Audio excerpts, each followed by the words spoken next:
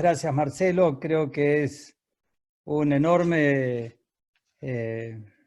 digamos, homenaje inmerecido, porque creo que todos los neuquinos hemos puesto el hombro para que esto fuera posible. Nosotros estuvimos, sí, en la línea de combate, librando esta batalla de los no convencionales. Lo hicimos con mucha pasión, con mucha entrega, con mucho entusiasmo y acuciados por las necesidades. También que Einstein dice que el estado de necesidad es el que le genera a uno creatividad. Así que yo quiero en primer lugar agradecer a Francisco, a la Universidad Austral, a Manuel, tus palabras también, Marcelo, las palabras de Francisco. Y agradecerlas porque es un honor para mí poder dirigirme a ustedes, profesionales no solo de la provincia de Neuquén, sino de otras provincias argentinas y también del exterior que hoy se han sumado a esta diplomatura. Reconocerles que esta diplomatura es un espacio y un tiempo para el análisis y para la reflexión también de temas tan importantes como son los hidrocarburos, la energía, el medio ambiente. Yo les quiero desear éxito en estas deliberaciones, en estas charlas, en estas clases, en esta diplomatura. Y quiero, en primer lugar, decir que cuando estudiábamos el tema de la geología, influían en mi persona mucho el hecho de ser hijo de mineros. Yo siempre digo que ser hijo de minero, ser hijo de árabes, abogado, dedicado a la política y la función pública, además pescador, son todas grandes tentaciones para la exageración, cuando no para a veces tener fantasías o ilusiones, ¿no? Pero todos esos condimentos hicieron que trabajáramos muy intensamente en un paradigma que era que los recursos del gas y del petróleo en la provincia de Neuquén se estaban agotando, y también en la República Argentina. A mí me tocó asumir en diciembre del 2007 y la caída en la producción de gas y petróleo era estrepitosa y esto llevaba necesariamente a importar y a gastar divisas, enormes cantidades de divisas en las importaciones. Antes de asumir como gobernador después de las elecciones del 2007, hicimos un viaje a Canadá. Y en ese viaje en Canadá hubo un esclarecimiento. Íbamos a buscar inversiones, pero no trajimos inversiones porque las condiciones no estaban dadas en Argentina para que se radicaran inversiones de Canadá, por la inflación, por distintas circunstancias, sobre todo por los precios, que el precio del gas no era bueno, el precio del petróleo tampoco, pero nos trajimos conocimientos. Ellos, en el estado de Alberta, en la ciudad de Calgary, estábamos en el Club de Petróleo tratando de atraer a algún inversor para cuando asumiéramos, y esos mismos inversores y los funcionarios de la provincia de Alberta nos dijeron, tiene unos días, se puede quedar un par de días, queremos hablar con usted de los no convencionales y de la roca generadora. Bueno, ahí me salió el espíritu minero, y dije, ¿por qué no en Neuquén? ¿Por qué ellos pueden tener acá una roca generadora que les produce gas y petróleo, lo mismo que en Estados Unidos, y por qué en Neuquén no la podemos tener? Yo un poco para ordenarme hoy en la charla pensé mucho en mis años de estudiante, esto fue hace muchísimo tiempo, ya estaba sacando cuentas hoy, hace 50 años ingresaba en la universidad, y tuve muchos profesores muy buenos, pero dos de ellos, los quiero recordar hoy, Germán Vidar Campos en Derecho Constitucional y Werner Goldschmidt en Derecho Internacional Privado. Ellos tenían un sistema metodológico de enseñanza que era brillante y didáctico. Y en alguna oportunidad estuvimos estudiando con ellos la teoría tridimensional del derecho de Rudolf von Jhering. Von Jhering analizaba la realidad dividida en tres dimensiones: la dimensión de los valores, del deber ser, de la cosmovisión que uno tiene del mundo y de la vida, la dimensión de los hechos, los datos fácticos, la realidad, y la dimensión de las normas. Y bueno, y fiel a esas enseñanzas, voy a dividir los temas en estas tres dimensiones, porque de alguna manera yo me di cuenta en el ejercicio de la función pública, también me di cuenta de esto en la actividad minera, como abogado, como en el derecho registral también, en la que me he dedicado, me di cuenta que muchas discusiones se producían y muchos debates se producían innecesariamente porque estábamos hablando en dimensiones distintas. Entonces quiero referirme a esas dimensiones. La primera, y vamos directamente al grano, es la dimensión de los hechos. Los hechos en el 2007, 2008, una gran crisis financiera internacional y nacional, inflación, falta de recursos, caída de la producción, 3.000 telegramas de despido en la provincia de Neuquén, llevaban a tomar decisiones. Y en esos hechos, cuando estuvimos en Canadá, y lo señalaba anteriormente, nos hicieron ver otra realidad distinta, ¿no? ¿Por qué insistir en los convencionales si podíamos buscar en la roca generadora, a través de la fractura hidráulica, la manera de generar recursos? Y decidimos, en la práctica y en los hechos, ir a renovar los contratos petroleros. Y ya entró en las competencias, ¿no?, de la provincia. ¿Podíamos hacerlo? Porque en el 2001 habíamos renovado el plazo de Loma de la Lata. Yo era vicegobernador en esa ocasión, y se había renovado el plazo de 10 años que permite la ley de hidrocarburos, la ley 17.319, permite dar una prórroga, una extensión de plazo de 10 años, pero en el 2001 lo hizo la Nación, fue un decreto de la Rúa. Y el gobierno nacional embolsó los 300 millones de dólares de bono que pagó en ese momento YPF Repsol por la prórroga de los 10 años en Loma de la Lata, del 2017 al 2027. Y nosotros analizamos la nueva realidad a la luz de la ley corta, que después vamos a referir cuando veamos la dimensión normativa, la importancia de esta ley en la historia. Cuando hicimos la extensión de los contratos, obligamos a las empresas no solamente a sanear los pasivos ambientales que tenían, aunque no hubieran sido responsables del hecho, les obligamos a hacer inversiones, miles de millones de dólares, les obligamos a pagar un bono a la provincia de 550 millones de dólares, que resultó un factor decisivo para hacer más de 1.000 obras de infraestructura que eran necesarias, pero fundamentalmente los obligamos a explorar los yacimientos que tenían hasta el 2017, y hicimos un registro, se inscribieron en el registro, y uno a uno les fuimos dando la extensión o prórroga. En el caso de YPF, fueron a explorar, y lo hicieron los pozos verticales que tienen en Loma de la Lata, y en el pozo 1001, en julio del 2010, hicieron un ensayo y fracturaron, y me acuerdo que Tomás García Blanco, el geólogo de YPF Repsol en esa ocasión, me dijo: doctor gobernador, hemos encontrado que Vaca Muerta es una roca geológica apta, muy interesante, y que ofrece perspectivas maravillosas.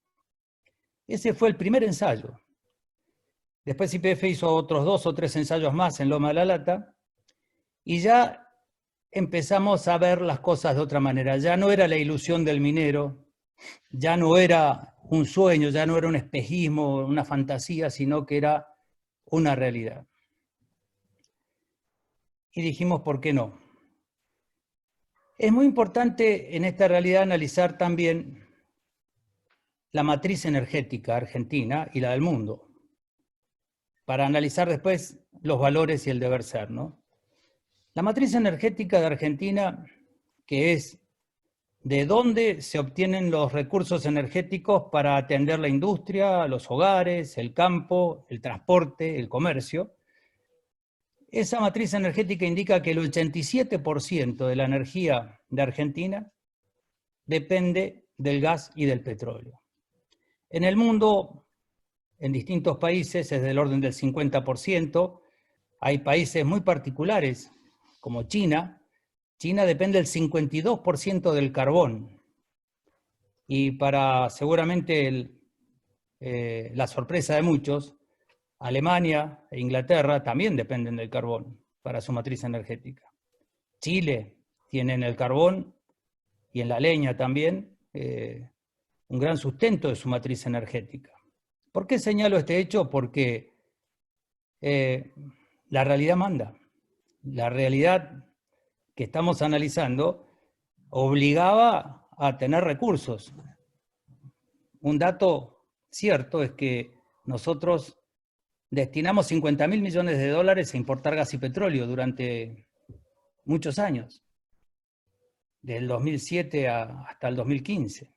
Y eso generó mucha de la legislación que vamos a ver, porque los barcos había que pagarlos al contado y anticipado, y con carta de crédito irrevocable y de primera línea. Y lo mismo los combustibles que se importaron. Estos datos de la realidad nos fueron llevando a explorar. Nosotros hicimos una licitación en el 2009 de 22 áreas que estaban abandonadas, que eran marginales. De que Nación nos había mandado los expedientes justamente después de la ley corta, a la que vamos a hacer referencia en la dimensión normativa, y 2 áreas quedaron desiertas, Bajo del Choique y La Invernada. Yo pregunté en ese entonces, pero ¿cómo? Ni un solo dólar de inversión. Nadie sabía absolutamente nada de Vaca Muerta, ni sabían, digamos que tenían conocimientos y alguna idea, pero no era el motivo de desvelos de nadie, ¿no? Pregunté quién era la empresa número 1 del mundo. Me dijeron Exxon. Bueno, vamos a ir a la ciudad donde esté Exxon. ¿Dónde está Exxon? En Houston. Bueno, vamos a Houston. Nos fuimos a Houston, estuvimos deliberando con Exxon durante varios días, en una negociación extensa, en 2 áreas que habían quedado desiertas. Señalo esto como dato de la realidad. Obtuvimos un compromiso. Exxon se comprometió a invertir en 5 años 400 millones de dólares. Asoció a Gas y Petróleo de Neuquén, sociedad público-provincial que habíamos creado en el 2008, en el 10%, y vinieron a Neuquén a invertir, no 400 millones de dólares, ya llevan invertidos 1.000 millones de dólares en el plan piloto, y el año pasado anunciaron una inversión de 2.000 millones de dólares para generar 50.000 barriles. Neuquén hoy produce 170.000 barriles, después vamos a hablar de este tema, en 80 a 100 pozos aproximadamente. Señalo esto porque las realidades y las necesidades van generando normas y van generando hechos. Quiero señalar también que la provincia estaba facultada, y está facultada, y después vamos a ver el aspecto normativo, para otorgar estas concesiones, en este caso un derecho de exploración, un permiso de exploración a Exxon, que se convirtió luego en un plan piloto y que después se convirtió en una concesión no convencional el año pasado. ¿Qué fue ocurriendo? La Agencia Internacional de Energía, o sea, no somos nosotros los que decimos esto, sino que la Agencia Internacional de Energía calificó en el año 2012 los recursos de Argentina. Y dijo, Argentina es la segunda potencia mundial en reservas de gas y la 4ª reserva mundial en materia de petróleo. Estamos hablando de recursos no convencionales, que el petróleo y el gas es el mismo. Lo que cambia es la técnica, la fractura hidráulica. Fractura hidráulica que ya se conocía, porque ya había sido utilizada hacía 50 años por la industria del petróleo. ¿Qué pasó con la cuenca neuquina? Se fue explorando y cada pozo que se va haciendo va ampliando el horizonte de de reservas o de recursos, por así decirlo específicamente. Y así fue como se fue desarrollando una cuenca que está a 2.600 metros de profundidad, Vaca Muerta y otros horizontes no convencionales como Molles o como Agrio, son rocas generadoras que, a diferencia de las rocas almacén que se habían trabajado en 100 años o durante 100 años en toda la Patagonia, es una roca que cubre 30.000 kilómetros cuadrados y que está no solamente en la provincia de Neuquén, sino en parte de Río Negro, parte de La Pampa y del sur de Mendoza. Esta roca generadora se trabaja de otra manera, diferente, con pozos horizontales. Se trabaja en un pozo vertical y luego se hace una rama horizontal que puede tener desde 1.000 metros, 500 metros, hasta 5.000 metros se están trabajando hoy en Estados Unidos y Canadá. YPF está también desarrollando una rama lateral de 5.000 metros. Y apareció una roca con materia orgánica, que es lo que se requiere, permeable, y que es muy bondadosa para la técnica de la fractura hidráulica. Después vamos a hablar de la fractura hidráulica o del fracking y de los cuestionamientos ambientales a estos temas en otros lugares.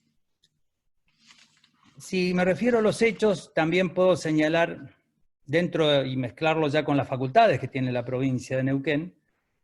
En el 2012 nosotros tomamos una decisión. De las 160 concesiones que teníamos, las últimas 10 en inversión, que no tenían prácticamente inversiones, decidimos caducarlas. Agrego otra facultad que tiene la provincia: derecho de caducar por falta de inversión. Es un derecho que está en la ley 17.319, si no hay inversión, hay reversión. Y caducamos áreas YPF, algún área Petrobras, beta escondida, que me generó algún conflicto internacional con Dilma Rousseff y con la entonces presidenta de Petrobras, y también con la presidenta de la Nación, que de alguna manera al principio me cuestionó la caducidad porque le generaba problemas en otros ámbitos del Mercosur, y después me dio la razón. La expresidenta me dio la razón diciendo que no había inversión. ¿Pero por qué la señalo? Primero porque quiero señalar quién tiene la facultad, ¿no? Después vamos a hablar un poquito de dominio, jurisdicción y potestades de las provincias, pero la provincia de Neuquén caduca Fortín de Piedra a Tecpetrol. Lo señalo como un caso emblemático y cómo el derecho a veces genera hechos y los hechos a su vez generan derechos. ¿Por qué le caducamos? Por falta de inversión. Por supuesto que Tecpetrol presentó sus quejas, fuimos a la corte y en una audiencia de conciliación el año siguiente nos pusimos de acuerdo. Tecpetrol decidió invirtió 2.300 millones de dólares, participaron 1.000 pymes de 17 provincias argentinas y nació así un desarrollo de producción de gas, uno de los más importantes de Argentina. Hasta el año pasado era el yacimiento que más producía gas en el país, y partió de una caducidad.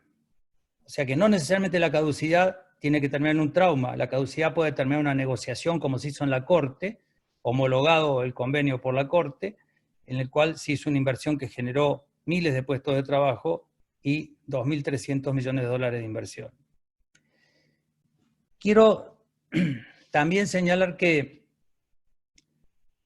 estos desarrollos no convencionales, para aumentar las inversiones, necesitan grandes cifras de dinero, y para que vengan esas inversiones hace falta estabilidad económica y mucha estabilidad legal y jurídica, y respetar las reglas del juego. Un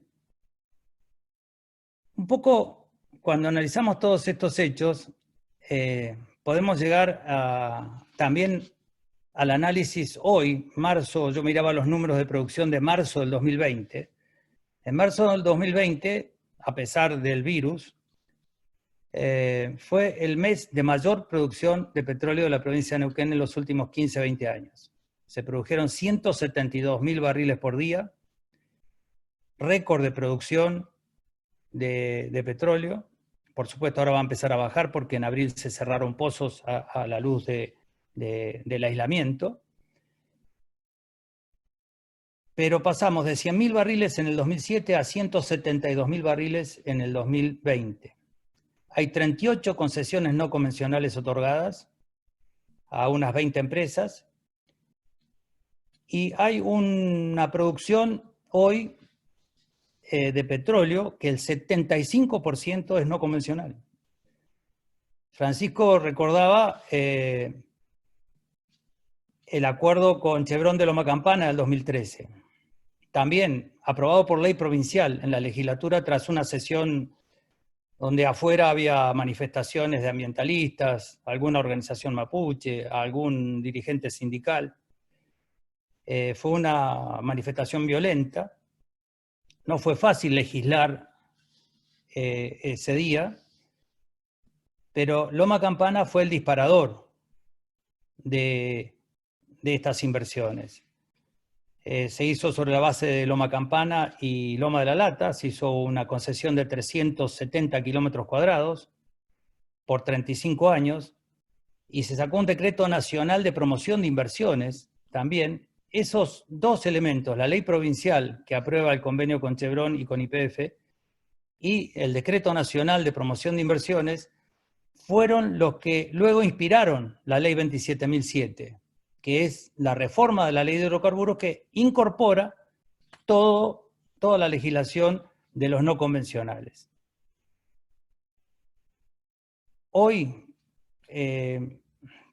tenemos esta realidad del virus que va a hacer que decrezca la producción, porque de los 530.000 barriles por día que se consumen en el país, se están consumiendo alrededor de 200.000, y también se ha reducido el consumo de gas.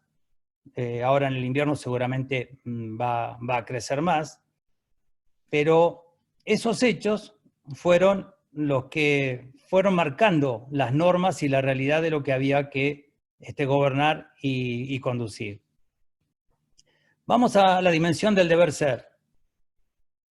Hoy se quiere instalar en Argentina una discusión entre alternativas: recursos convencionales o recursos no convencionales. Recursos o energías limpias y renovables o hidrocarburos. Yo creo que tenemos que suprimir o desplazar o reemplazar el O por el I, por una Y, por una conjunción. No es desarrollos convencionales o no convencionales, es I. No es energías limpias o hidrocarburos, es I, por la matriz energética. Por más que quisiéramos hoy suprimir el gas y el petróleo de la faz de la Tierra y no explotarlo más, no lo podríamos hacer. Por esto que decíamos del 87% de la matriz energética abastecida hoy por el gas y el petróleo en Argentina y en otros países del mundo, realidades parecidas o similares. Por supuesto que el puerto de destino tiene que ser, y esto es el deber ser, el puerto de destino tiene que ser cuidar el planeta. Estaremos realmente obligados a hacerlo, porque este coronavirus no es casualidad, es producto de cierta desatención que hemos tenido los seres humanos con el planeta. Tendremos que empezar a mirar cómo atenderlo mejor. Hay una cantidad de satélites, miles de satélites en la atmósfera que están condicionando la generación y están generando ambiente de generación de virus, pero tenemos la posibilidad de hacer un desarrollo sustentable del gas y del petróleo. Los 30.000 kilómetros cuadrados de la geología neuquina, rionegrina, pampeana y mendocina son aptos para el desarrollo del gas y el petróleo. Y se puede respetar perfectamente el agua, y se puede respetar perfectamente su trabajo y su desarrollo sin necesidad de alterar el medio ambiente. Dentro de la lógica de industrias extractivas, tanto la minería como el gas y el petróleo son extractivas, entonces tienen unos condimentos especiales. Pero si uno adopta normas severas de control del ambiente y normas severas de trabajos serios en lo que hace a arte y técnica de extracción del recurso, esto se puede llevar muy bien a cabo, como lo hemos comprobado nosotros en la geología neuquina. En los desarrollos de petróleo y de gas de la provincia de Neuquén se adoptaron normas ambientales que son las más severas que encontramos en los Estados Unidos. Cómo hacer el trabajo con la fractura, cómo extraer, cómo perforar, cómo tratar las tierras empetroladas, cómo tratar el agua de reflujo, dónde disponerla, a generar un fondo ambiental que no existía, que nos permite tener fondos y recursos para controlar y tomar medidas. En esta tarea del deber ser, cómo imaginamos el mundo, recibimos dos críticas ambientales.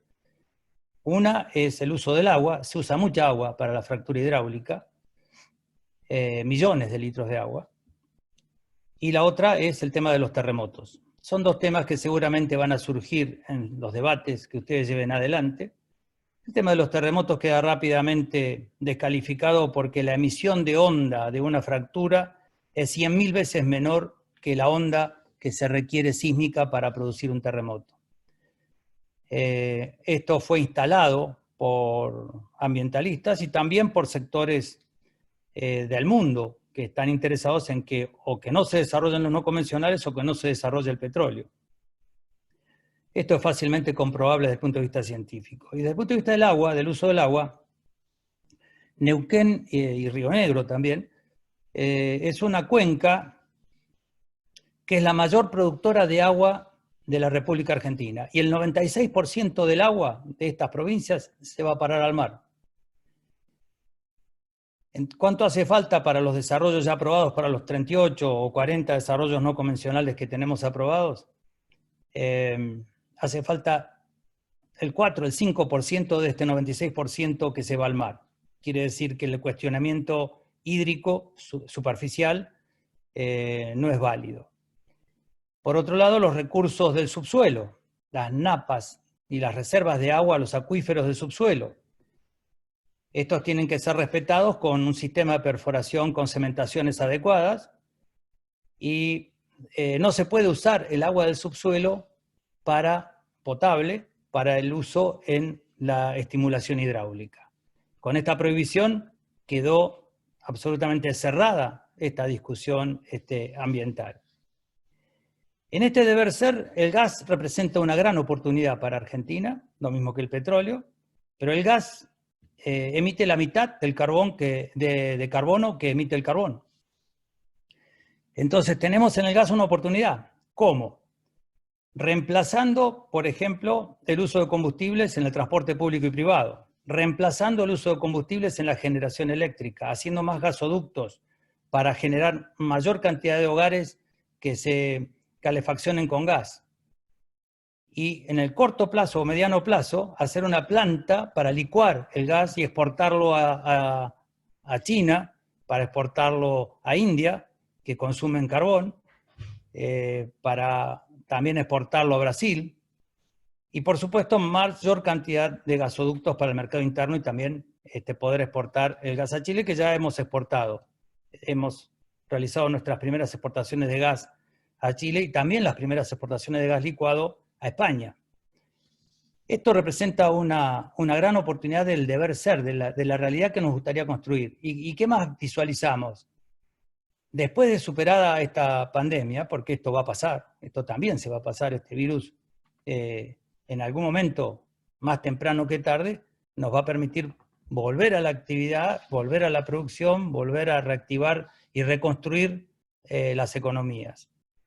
Neuquén puede llegar rápidamente en pocos años, yo diría en 10 años, Neuquén podría pasar de 170.000 barriles a 1 millón de barriles. Hoy Texas produce 1 millón de barriles. ¿Y por qué? Porque los pozos que se están fracturando están generando gran cantidad de producción. Los pozos de la provincia de Neuquén, fracturados, arrancan en 2.000 barriles, se estabilizan en 600, 700, 500 barriles, cuando la media de producción de los pozos neuquinos convencionales está en 10-15 barriles por día. Esto es verdaderamente un cambio.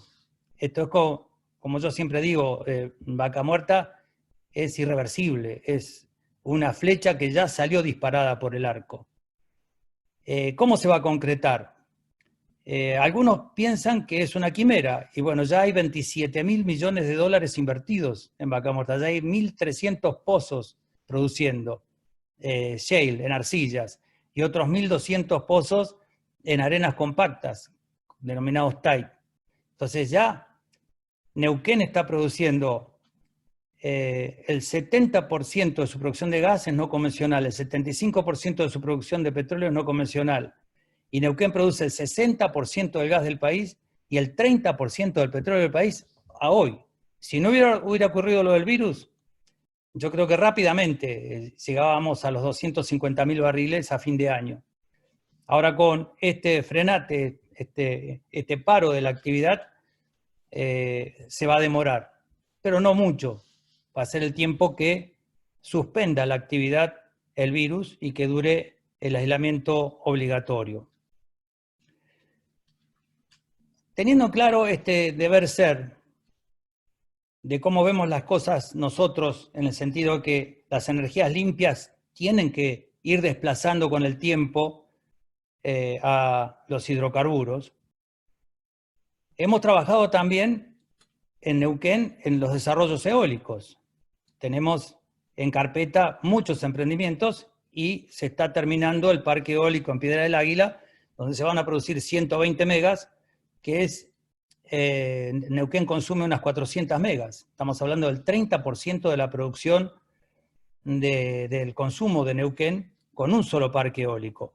Un aspa tarda 10 segundos en dar la vuelta, o 9 segundos, y en ese giro, el aspa de la energía eólica puede abastecer la energía que necesita una casa tipo, de una familia tipo, con 2 hijos. Entonces, fíjense qué revolución genera también la energía limpia. Tenemos sobre el río Neuquén proyectos de producción hidroeléctrica importantes. 2 chocones podemos instalar sobre el río Neuquén. Quiero señalar de paso que viene bien a los abogados y también a los profesionales, geólogos, ingenieros, saber que en el 2022 vencen todas las concesiones hidroeléctricas sobre el río Limay y también la que está sobre el río Neuquén.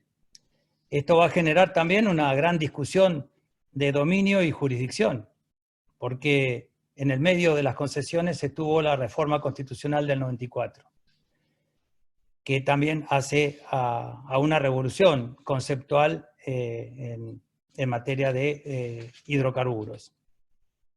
Vamos rápidamente a la dimensión de las normas.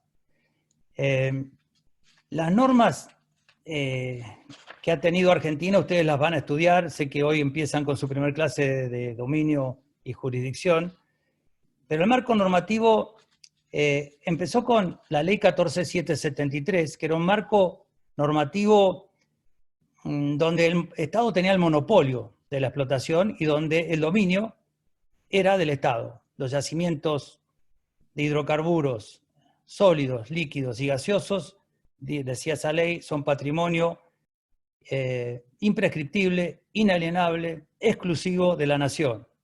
Ahí coincidía dominio y jurisdicción. El dominio lo tenía la nación y la jurisdicción la tenía la nación. Con la ley 17319 de 1967, una ley que es muy linda de analizar porque técnicamente está muy bien hecha, a tal punto que duró hasta la ley 27.007 y sobrevivió, porque la 27.007 lo único que hizo fue agregarle los no convencionales, algún concepto de responsabilidad social empresaria, tema de bonos y otro tema que vamos a ver de la posibilidad de crear concesiones no convencionales a partir de las concesiones convencionales. La ley 17319 introdujo la posibilidad de las concesiones, es decir, sacó el tema del monopolio por parte del Estado y permite las concesiones. Quiero pasar rápidamente al año 91. Viví ese año con mi padre, que era senador nacional, Elías Zapag. Fuimos a Luján, donde se firmó el Pacto de Luján, donde el gobierno nacional se comprometía a pasar el dominio de los hidrocarburos a las provincias. Realmente un hecho histórico. Y así salió la Ley Nacional 24.145 de federalización de los hidrocarburos y de reconversión de YPF en sociedad del Estado a sociedad anónima, y en esa ley se hace una transferencia de dominio a las provincias. Pero fue una ley declamativa, porque no surgió ningún derecho para las provincias de esa ley. Luego vino el año 94, con la reforma de la Constitución, y creo que allí fue un hecho importante, a la luz de lo que pasó luego en el 2012, que Cristina Fernández de Kirchner fuera convencional constituyente, porque ella también votó el artículo 124 de la Constitución Nacional, nuevo, en su nueva redacción. Mi hermana Luz también era convencional constituyente, y ese artículo marcó un antes y un después. El dominio originario de los recursos naturales existentes en el territorio es de las provincias. O sea, se garantizó y se les dio a las provincias el dominio. El dominio eminente, el dominio originario, que es una figura que viene del Código Minero, y el Código Minero viene del derecho indiano y viene del derecho español. Era propiedad del rey, lo que se descubriera. Bueno, así pasó a la propiedad del dominio eminente del Estado, dominio originario del Estado.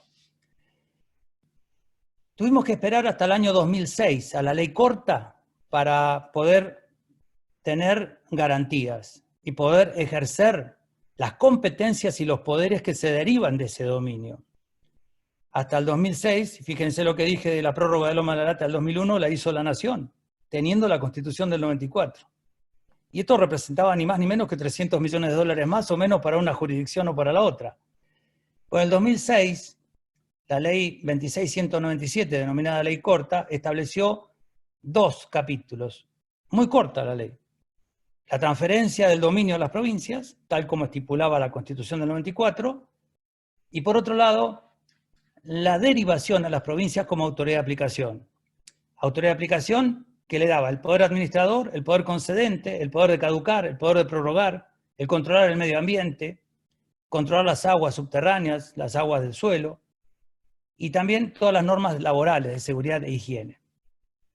El poder provincial para las prórrogas, para la caducidad, que lo hablamos ya, y el poder provincial de concesión. Nosotros en el 2013 y en el 2014, por leyes provinciales, hicimos concesiones a YPF y a YPF y Chevron en el 2013, en el 2014 a YPF, de las áreas Amarga Chica y Bajada de Añelo, también emblemáticas áreas que hoy están en producción y con socios inversores. En el 2012, y como dice la doctora Soledad Genaris, hubo un giro copernicano, dice ella, y es de alguna manera cierto, con la ley 26.741 de soberanía hidrocarburífera, porque allí se dispuso la expropiación del 51% de las acciones de YPF, y porque la Nación fijó la política energética, destacándola en el autoabastecimiento, en la generación de trabajo, en la posibilidad del autoabastecimiento y soberanía energética, ¿no? O sea que allí vemos los repartos. El dominio es de las provincias o de la Nación según el territorio en que se encuentra el yacimiento, porque también Nación tiene lugares de jurisdicción nacional donde es el dominus, donde la Nación tiene el dominio. Y tenemos todo lo que es la jurisdicción, entendida como jurisdictio, dictar el derecho, en el Congreso de la Nación. Es el Congreso de la Nación el que fija el derecho sustantivo, porque se reservó el derecho de dictar el Código de Minería, entre otras leyes de fondo. Y eso está bien. Y también está bien que la Nación fije la política energética. El tema es cuando empezamos a discutir cuál es la política energética. La discute el Congreso de la Nación y la puede fijar el Poder Ejecutivo, pero hay lugares de encuentro. A veces los encuentros son concurrentes y a veces son divergentes y a veces se generan fracturas u oposiciones. Por ejemplo, cuando se trata de fijar el precio o se trata de discutir la exportación o no del petróleo o del gas, ahí podemos entrar en terrenos de discusión. Porque ¿de qué sirve ser el dueño del recurso? ¿De qué sirve tener las competencias si uno no maneja el precio? Ese es un gran tema. Cuando yo asumí en el 2007, el gas de Loma de la Lata se vendía a 50 centavos de dólar el millón de BTU. Hoy el promedio de liquidación en regalías está en 2, 3, 4 dólares, hemos tenido hasta 5 dólares de promedio. Y hemos tenido hasta 7,50 dólares de promedio del BTU para la promoción de las inversiones, como fue el caso de Fortín de Piedra, el que señalábamos antes.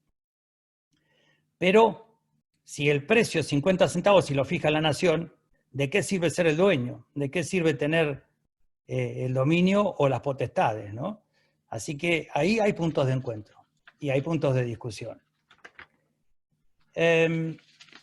Como provincia hemos sacado normas interesantes. Mencionaba las normas de procedimiento para la exploración y explotación de los recursos no convencionales, el fondo ambiental para tener recursos, las normas y procedimientos de tratamiento, traslado y disposición final de residuos especiales.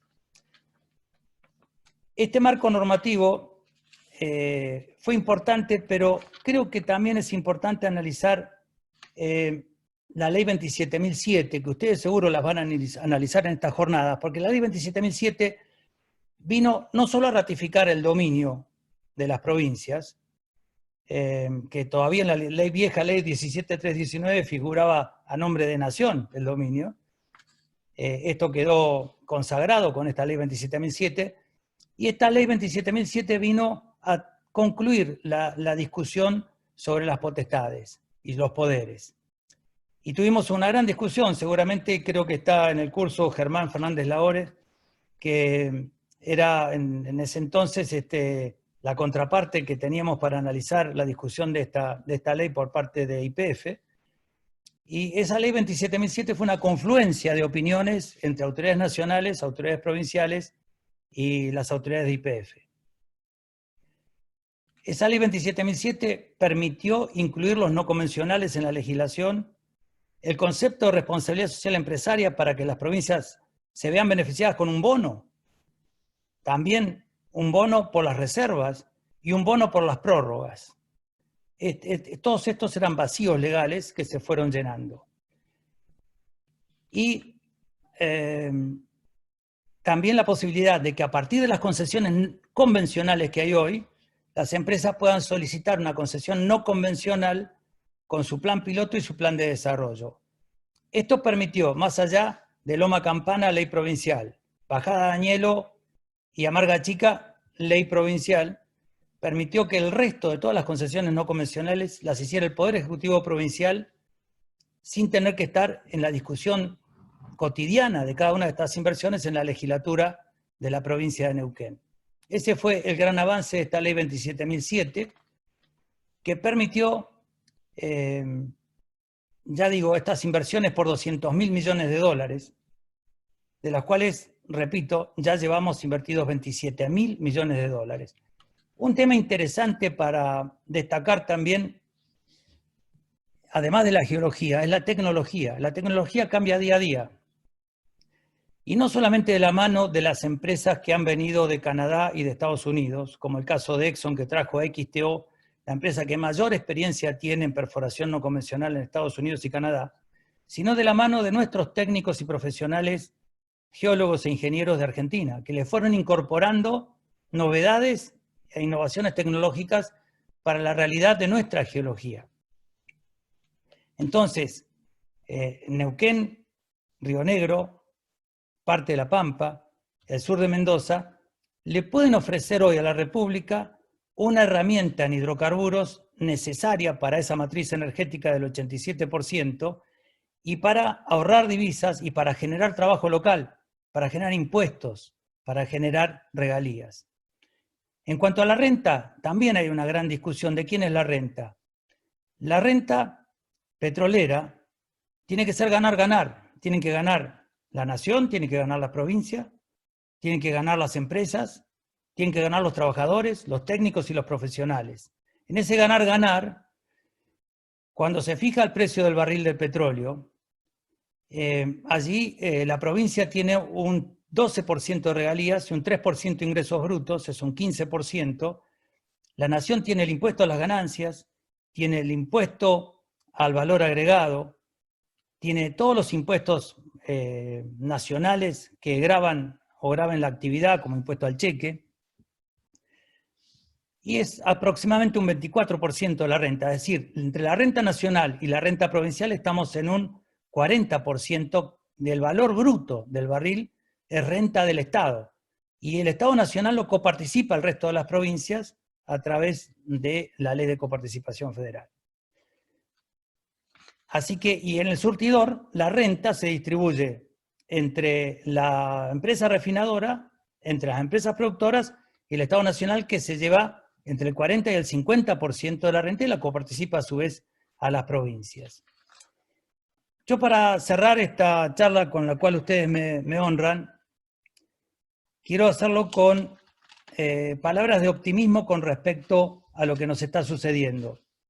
Y los invito a hacer un viaje al futuro, como me tocó en algún momento hacerlo en Villa Langostura, cuando el volcán cubrió con medio metro de arena a la ciudad de Villa Langostura.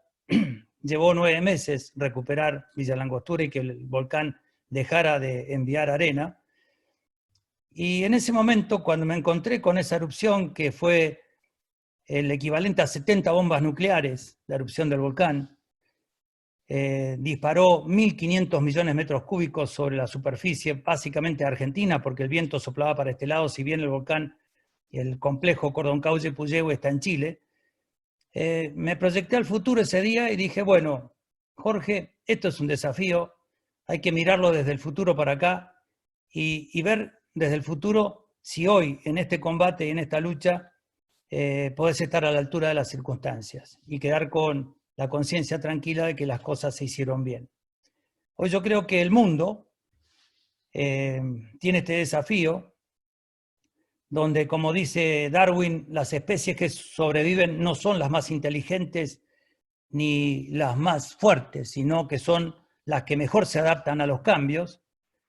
Creo que tenemos que proyectarnos hacia adelante, mirar hacia atrás y ver este momento de pandemia, de peste, como si hiciéramos la lectura de la peste española del 2018, la Gran Depresión de 1929-1930, la Primera Guerra Mundial, y decir esto también se va a pasar.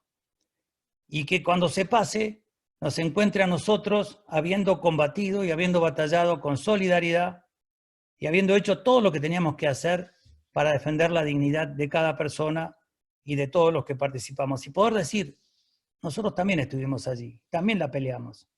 Y me sumo al homenaje que realizó Francisco de todos los combatientes que están en el frente de batalla, en la salud, en la seguridad, todos los que están velando por la supervivencia, por los investigadores y científicos que rápidamente nos den las vacunas y los remedios para poder paliar estos males. Y como empecé con von Ehring, quisiera dejarles un pensamiento de un libro que me regaló justamente Werner Goldschmidt cuando di mi última materia de Derecho Internacional Privado, La lucha por el derecho, de von Ehring, donde von Ehring dice, el fin del derecho es la paz y el medio es la lucha. Y también decía que en esa lucha el ser humano pelea por la condición humana, pelea por su condición moral, pelea por la dignidad. Y decía también, cuando la arbitrariedad o la ilegalidad tienen el coraje de levantar la cabeza con insolencia o con impudicia, es el signo seguro de lo que estaban llamados a defender la ley, no cumplieron con su deber. En este seminario, en esta diplomatura, tenemos la gran oportunidad de que ustedes profundicen en el derecho de los hidrocarburos, el derecho de la energía, el derecho del medio ambiente, y saber que un país, todos tenemos que saber que un país, para ser autónomo y desarrollado, tiene que tener energía, tiene que tener alimentos, tiene que tener educación y trabajo. Son los pilares básicos para que un país pueda ser soberano y para que se pueda desarrollar con dignidad. quiero terminar mis palabras con agradecimiento. Ha sido un verdadero honor ser invitado a esta diplomatura.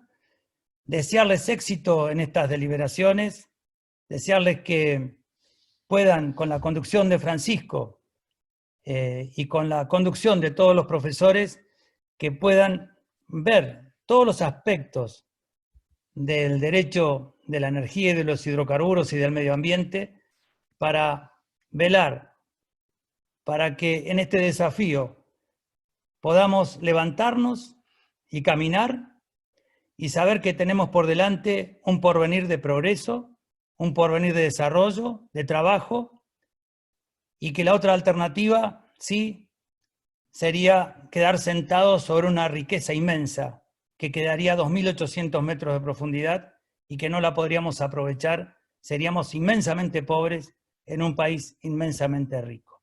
Muchísimas gracias por esta oportunidad y les dejo un abrazo, todo mi cariño y afecto. Y Marcelo, muchas gracias de corazón por esta oportunidad que me da el Colegio de Abogados y Procuradores de Neuquén de inaugurar estas jornadas de Derecho de esta diplomatura prestigiada por la dirección y conducción de la Universidad Austral. Muchísimas gracias. Muchas gracias, Jorge. Gracias. Gracias.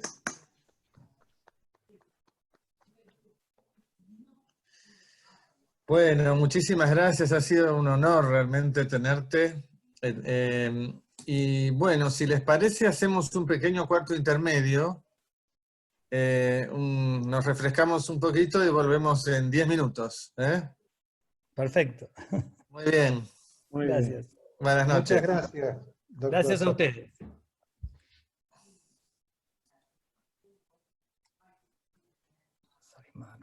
Bueno, una conferencia que es un lujo realmente lo que hemos escuchado, una maravilla.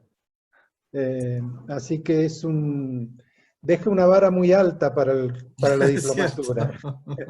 Es Deja cierto, una es cierto. vara muy alta. Así que... No. Creo Pero que ustedes tienen... es un inicio excelente para los alumnos ponerse de golpe en tema con uno de los protagonistas de esta cuestión histórica realmente, que fue el tema de Vaca Muerta, ¿no? Y el inicio de la reconquista del autoabastecimiento, que era el tema tan acuciante en ese momento, ¿no? Es así, el paradigma de la escasez o de la abundancia, ¿no? 100 años viviendo con el paradigma de la escasez y del autoabastecimiento, y ahora Exacto. vivimos con el paradigma de la abundancia. ¿Qué hacer con el recurso que tenemos? Yo creo que Dios ha sido muy generoso con la provincia de Neuquén y las provincias hermanas que tienen este recurso, y que nosotros somos simplemente herramientas e instrumentos de esa voluntad y de esa geología, ¿no? Así que Neuquén, Río Negro, La Pampa, el sur de Mendoza están llamadas a escribir páginas gloriosas en la historia de la República Argentina. Muchas gracias, Francisco. Bueno, muchas Gracias. gracias. Muchas gracias. Gracias, Marcelo. Muchas gracias.